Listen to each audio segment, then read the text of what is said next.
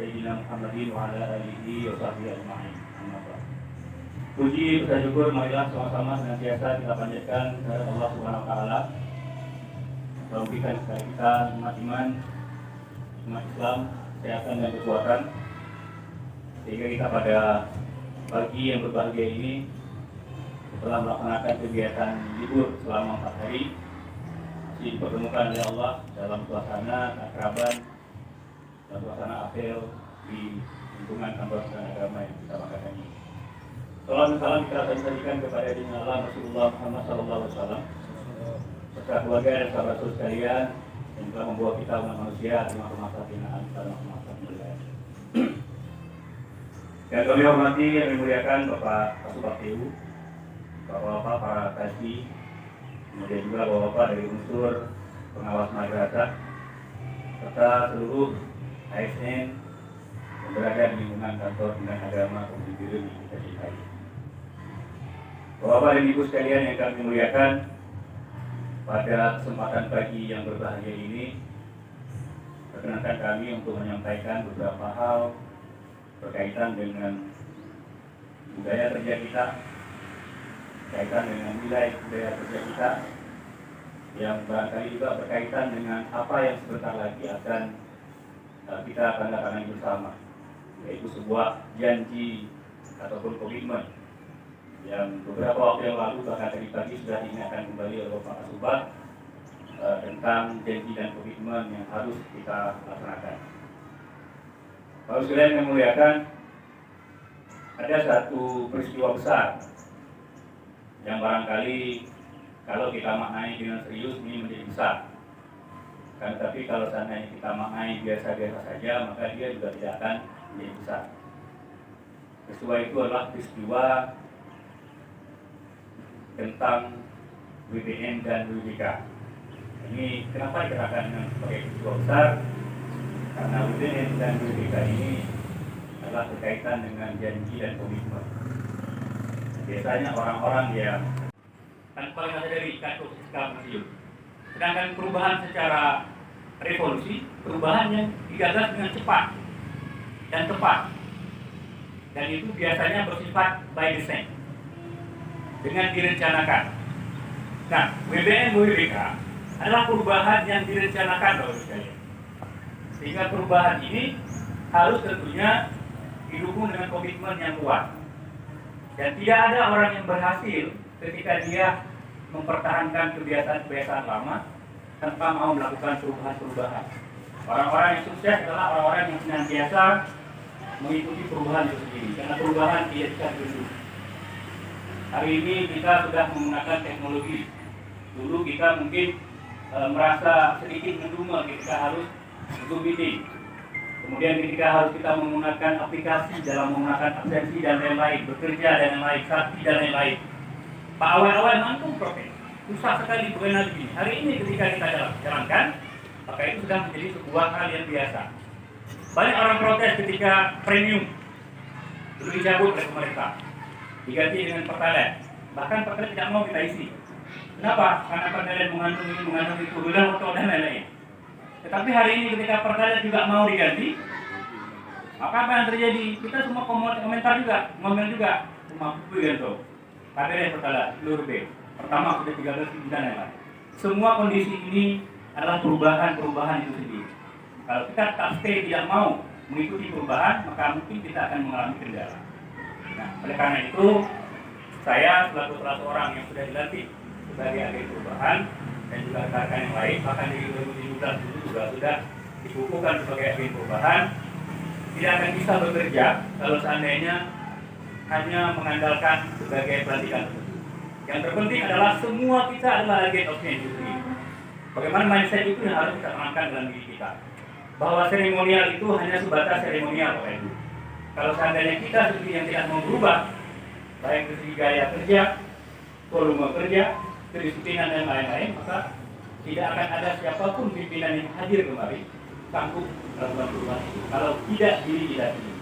Karena menyangkut dengan nasib kita adalah kita sendiri yang berubah. Terakhir, bisa contohkan sebuah peristiwa yang barangkali sudah pernah juga disampaikan dalam momen apel pagi dan momen-momen kegiatan yang lain, tentang kisah sebuah atau seekor ataupun sekumpulan kawanan burung pelikan yang hidup di Monterey yang ada di California.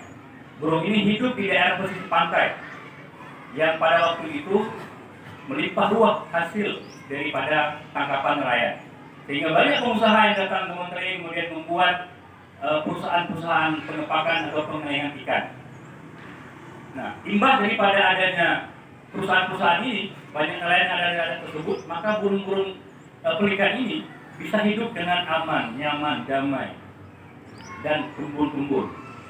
Bahkan sudah lupa bagaimana caranya terbang, sudah lupa bagaimana caranya untuk berburu di lautan. Ya, sudah ada zona nyaman dalam kehidupannya. Kan bos? Nah, misalnya kalau kita di apel, begitu bel berbunyi, ada apa kan bos? Lagi lebih. Kalau mbak tengok ya, seperti itu. Karena kalau sudah nyaman, ini untuk berubah hari itu agak susah. Namun karena memang perubahan tidak pernah bisa stay, tidak pernah stabil, dia harus dinamis. Maka ketika kemudian terjadi peristiwa di mana ikan-ikan yang ada di lautan berkurang dan nelayan juga sudah banyak yang tidak mengalir lagi, maka perusahaan-perusahaan ini yang kemudian menerima suplai daripada nelayan menjadi bangkrut.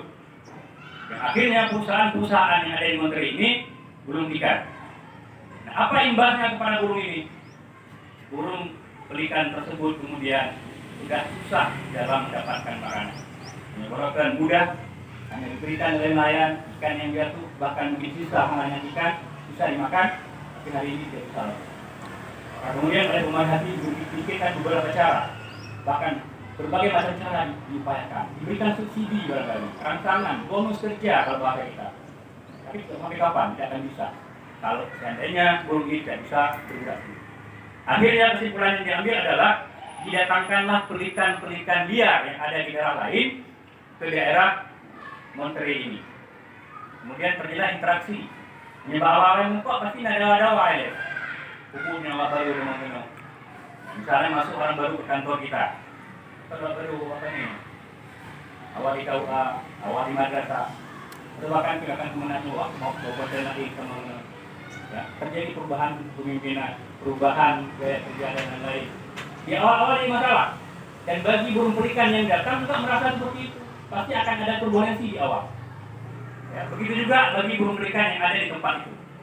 Namun seiring perjalanan waktu, ketika kemudian ada sesuatu burung yang datang ke situ dengan gaya liarnya sebagai dasar daripada burung itu tersebut bekerja, maka kemudian bisa dilihat oleh burung-burung yang sudah leleh tadi, burung-burung yang sudah gemuk tadi, yang sudah terbiasa dengan gaya hidup santai dan yang lain, bahwa dia harus berjuang juga sebagaimana burung-burung yang lain, ikannya adalah sebagai burung pemburu.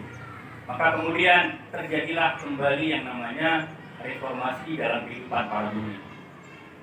Terjadilah yang namanya revolusi dalam mental burung-burung ini. Nah, inilah yang kita inginkan dalam konteks kerja kita, bahwa siapapun yang hadir ke kantor ini, apakah seorang pimpinan, apakah seorang staf, sama saja. Ya, jangan kemudian kita menghakimi dengan berbagai macam pemahaman dan pemikiran.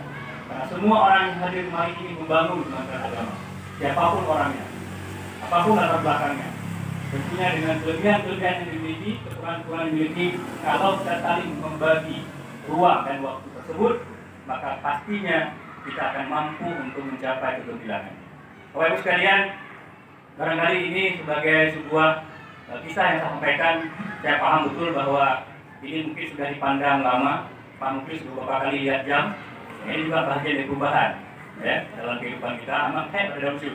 Ya, tapi inilah yang harus saya sampaikan karena ini juga sebagai evidence Pak, sebagai evidence Bu, bahwa evidence ini juga harus kita upload nanti sebagai amanah yang disampaikan oleh pimpinan di BPK. Adanya video, adanya foto dan yang lain sebagai evidence dalam rangka kita mewujudkan BPK. Dan kepada rekan yang semuanya sudah dibagi areanya, masih ada yang kita tahu bahwa belum bergerak. Maka lagi memberikan kumpul guna atau tadi di Pak Subah ya. Kita sering bicara di Pak Subah bahwa masih ada sisi-sisi ataupun seksi-seksi bidang-bidang masih belum bergerak. Dengan catatan bahwa mungkin banyak kegiatan-kegiatan, tapi mudah-mudahan apa yang kita targetkan ini tercapai dannya. Karena demikian, bila itu Assalamualaikum warahmatullahi wabarakatuh. Thank